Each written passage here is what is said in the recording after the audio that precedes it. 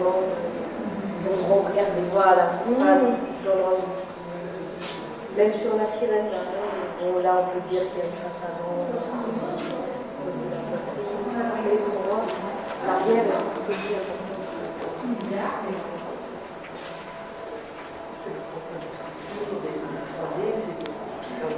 Oui, oui.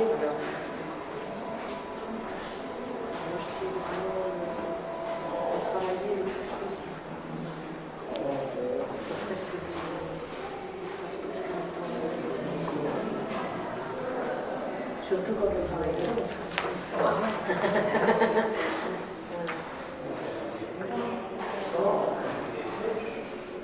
Est-ce que c'est sur le bois? Ouais. Je trouve aussi, ouais. Ah, ça, tu veux dire? Oui. Oui. Donc tu as fait avec? J'ai fait avec et j'ai rattrapé. D'accord. Et est-ce que c'est très fragile?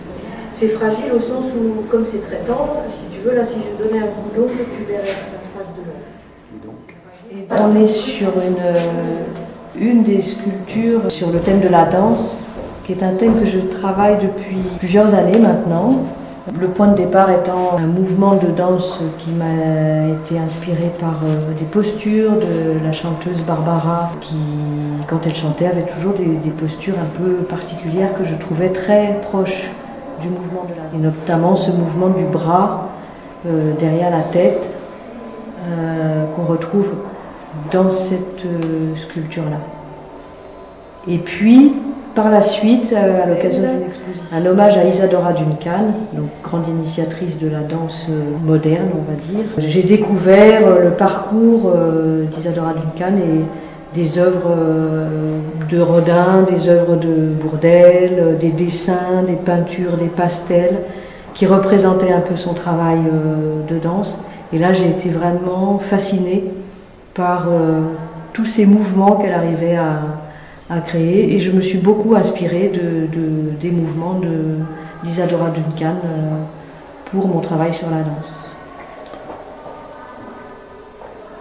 Voilà, un ensemble de mouvements de danse qui m'ont été inspirés par les mouvements d'Isadora ou par les représentations de ces mouvements que j'ai pu récolter soit dans des expositions, soit dans des livres, avec cette sensation que ce mouvement va très souvent vers un envol qui n'est pas sans rappeler le mouvement de l'oiseau.